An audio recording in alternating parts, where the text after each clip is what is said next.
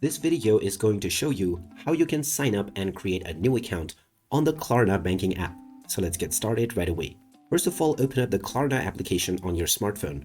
And once you are taken into the homepage, you will be asked to choose your country or region.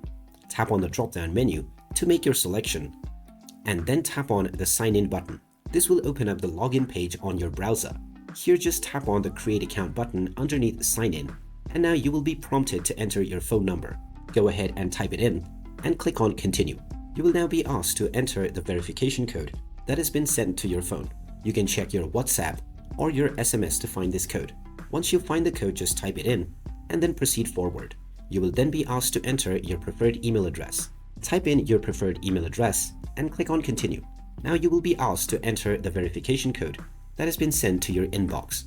So log into your inbox and you will find your code sent by Klarna right away. Just enter this code once again, and now your sign-up process has been completed. This means you can now start using the Klarna application services right away.